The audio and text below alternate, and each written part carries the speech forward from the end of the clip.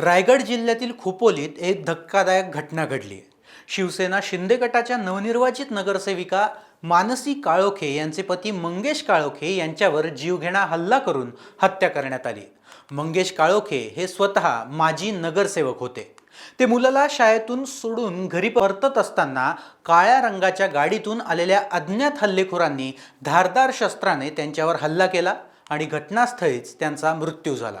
दरम्यान मंगेश काळोखे यांनी पूर्वी जीवाला धोका असल्याची तक्रारी केली होती, तरी पोलिसांनी त्यावर दखल घेतली नाही असा आरोप केला जातोय. नुकत्याच 21 डिसेंबरला जाहीर झालेल्या खोपोली नगरपालिका निवडणुकीत मंगेश काळोखे यांच्या पत्नी मानसी काळोखे निवडून आल्या होत्या. या हत्येमागे राजकीय वैमनस्य असल्याचा संशय व्यक्त केला जातोय.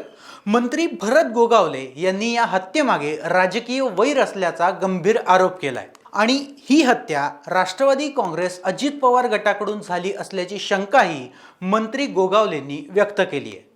या हत्येनंतर शहरात प्रचंड तणाव निर्माण झालाय. शिवसेना शिंदे गटाच्या कार्यकर्त्यांसह मोठा जनसमुदाय खोपोली पोलीस स्टेशनला जमा झाला. शिंदे गटाकडून तिथे ठिय्या आंदोलन सुरू करण्यात आलं असून पोलीस ठाण्याला घेराव घातलाय.